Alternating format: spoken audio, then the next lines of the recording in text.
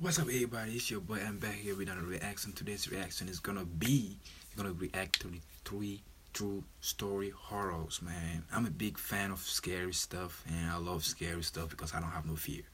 So let's get into this video, man. This is like trying not to get scared, so I'm probably not gonna be scared of this. This is not really that scary at all. So let's get into this.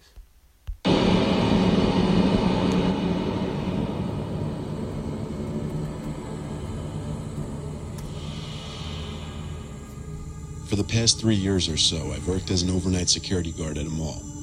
It used to be that the mall didn't require an overnight person, but vandalism started to become a problem. Most of the time I would drive around the parking lot all night listening to I always heard it was vandalism. Let me Google it real quick. Oh shit, my computer is fucking getting froze, bro.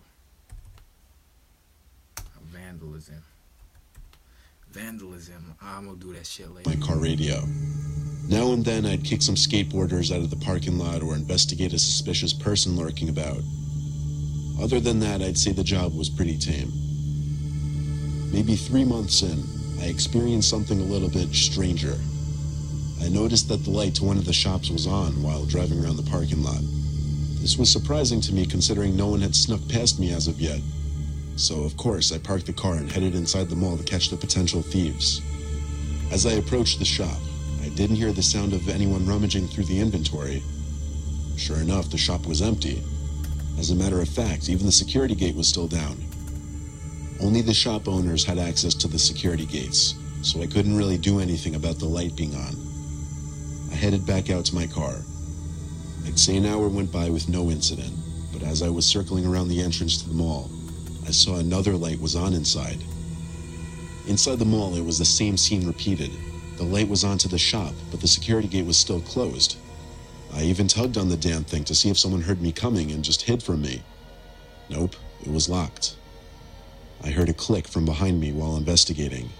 The previous light was no longer on.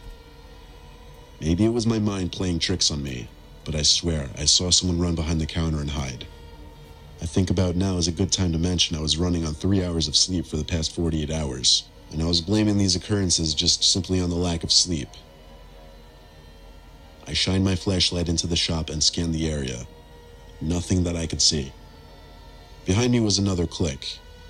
Once again, the light to the shop was off, and this time I know I saw someone standing in there. Oh, So I simply called out, "You can either leave with me, huh? What? or you can leave with the police." They didn't move, just stood next to the light switch. I approached the gate and turned my light in the direction of the light switch, and there was no one standing there. I did see that a clothes rack was fairly close to the switch, so maybe the light was catching the clothes just right and was casting a shadow. That was the most logical explanation I could think of, at least. I left the mall. I was pretty spooked from the events of that night, but after a few months, they were pretty much out of my mind. My patrols were nothing special for a while after that. I think my next incident happened around my 1-year anniversary as a guard. It was winter and I was inside of the mall checking the pipes. Yes, I was on security duty, but the owners decided to save a buck by having me inspect certain things as well. It was whatever. I was heading to one of the bathrooms to relieve myself when I heard a toilet flush. I jumped a little more than I would like to admit. Oh fuck no, bruh. Fuck no. I'ma run like a bruh. Hell nah. This is those kind of moments that, you know what I'm saying? Like, you just ask yourself, is ghost real or not, bro? Cause that's scary, dog. That is scary as shit. Inside of the bathroom, I didn't see anyone. The toilets in the mall were motion activated, much like every other mall in the world. I checked all of the stalls, empty. I'll spare you the details, but after checking the stalls, I took a seat in one of them. I had a YouTube video playing on my phone while I was sitting. Then I heard a tapping sound coming from the stall next to me. What? I glanced to my left and saw a pair of shoes standing with the toes pointing towards me. Fuck no. Fuck no, dude. That shit, I'm having chills, bro. You know what? This channel, and you know what? This challenge is over with, dog. I failed this challenge. I'ma fucking run like a motherfucker, man. Huh? Slowly, I brought my eyes up above the stall. Sure enough, there was the tallest man I'd ever seen, standing over the stall, staring down at me. Huh? Had I not already been on the toilet, I would have been running home for new pants. When he saw me notice him, he ducked back down beneath the stall. I hopped up and kicked in the door to the neighboring stall. The damn thing was empty, except for a pair of shoes sitting in the same spot I had seen them. My heart was thumping like crazy. I went back to my car as quickly as possible after that. If I remember correctly, this happened at around 4 in the morning. Once again, I accredited all of this to my lack of sleep. I was just happy that I had the next day off.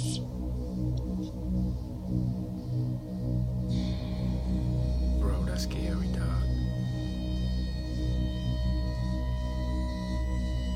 My friend and I once went to the infamous abandoned Rolling Acres Mall in Akron, Ohio.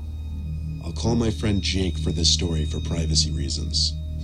We went at like 11 o'clock at night on a Wednesday night, since we didn't have school the next day. We snuck in through some door which had been jammed in by previous visitors. It was completely pitch black in there, obviously. We turned out our flashlights for a few seconds just to really take in how dark it was. We explored the lower level, then went up to the second level by climbing up an escalator. As we were shining the flashlights into old closed-off stores, we heard a bang-like sound come from further down this upper level. I got scared and asked Jake if it could be security or cops. He said he doubted it, probably just more people like us exploring. But we did still try to move in the opposite direction from the sound, just in case. We were right by the JCPenney in the mall, when we heard another similar bang-like sound like from before, this time louder and closer. Jake and I turned off our flashlights now just to be safe. We didn't know who that could be. With our lights out, we did the best we could to make a little distance between us and the sound, without banging into walls or anything. Suddenly, I heard a psst. It came from a little further in front of me. It was kind of muffled too. So I assumed it was Jake calling me ahead. I kept hearing him going psst, psst. So I kept following the sound of it. When I got close enough, I whispered to Jake, "Where do we go now?" He didn't answer. So I started feeling around for him, and I found what I believed to be his shoulder. Only the fabric of the jacket I felt did not match the fabric of the coat I knew Jake was wearing. I turned on the flashlight and screamed when I looked up and saw the person I was holding on to wasn't Jake, but rather some tall guy wearing a beanie and a face mask. The man grabbed me and put me in a headlock as he tried dragging me. Jake came out from the darkness and landed one clean punch to the man's face, which gave me just enough time to take off as he let go of me. Jake and I ran to the same place we came in from, and when we got outside, we continued running until... Fuck no, man.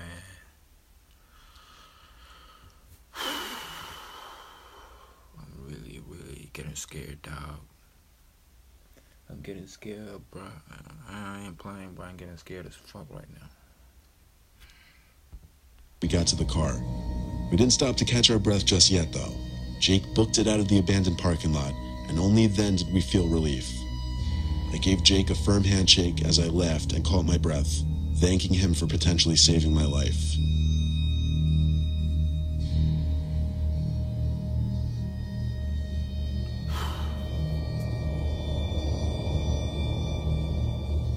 I used to work in a 24/7 general store in a mall in South Carolina. So while the mall itself would close around 9:30, our store would stay open all night. There were two entrances to the store, one from inside the actual mall itself, and then a back door that people could enter through after the mall closed. Past 9:30, I would always have to shut the gate, separating the store from the mall. Given that this was a smaller store, it was never really busy in the deep night hours, which also made my job very uneventful most of the time. But there was one night shift that turned out to be anything but uneventful. It was towards the middle of my shift. The gate between the store and the mall was down, but I could still see through it, obviously, into the dark half-lit hallway of the mall. The mall always had night lights on, which were much dimmer, but bright enough for the security guards to see what's going on in the cameras.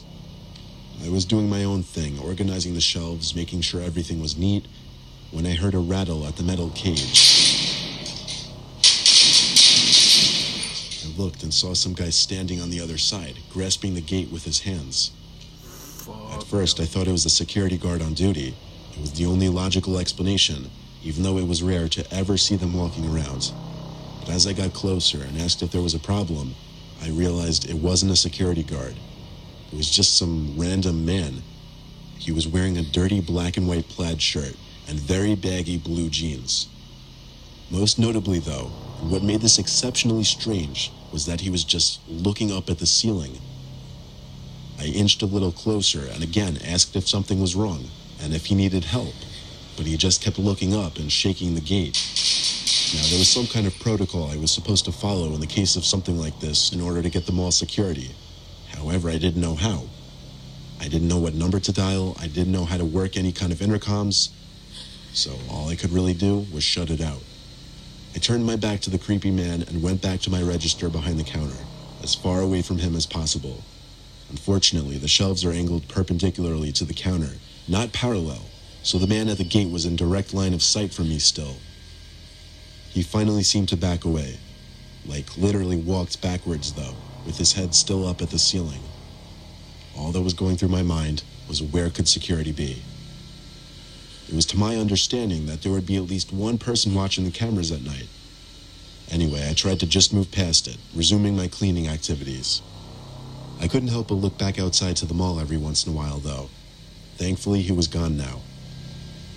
Eventually, someone came into the shop. I heard the back door slide open. I was in between two shelves and couldn't see them, so I continued with my work. After finishing up sweeping the aisle, I went back to the register to wait for the customer.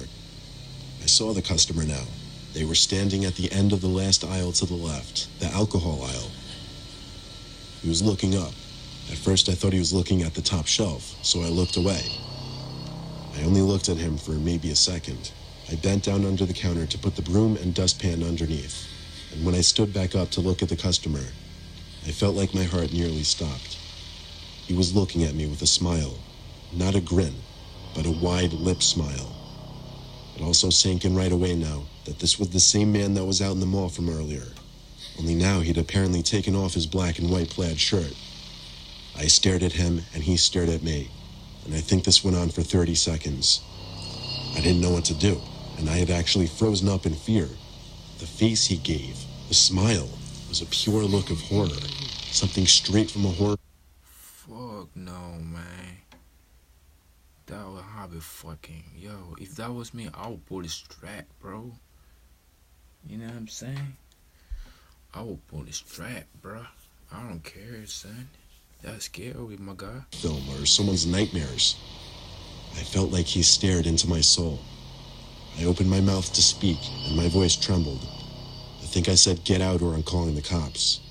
He didn't move. He didn't even bat an eye.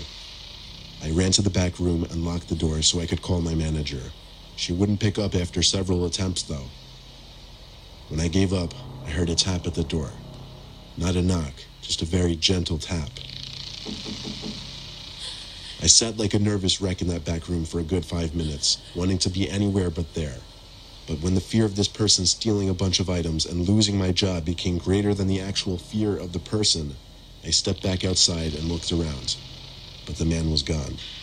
He was gone for good this time. Our shop has cameras, so they caught all of it. When my shift ended, I told my manager about what happened and showed her the video footage. She was shocked and kind of freaked out herself. I only worked there for another month after that, then moved on.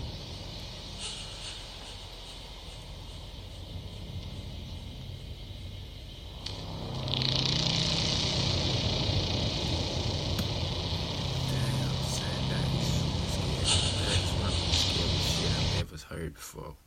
Yeah, the challenges failed, but if you guys like this, go ahead and subscribe and comment down below for more videos. I'm out. Peace.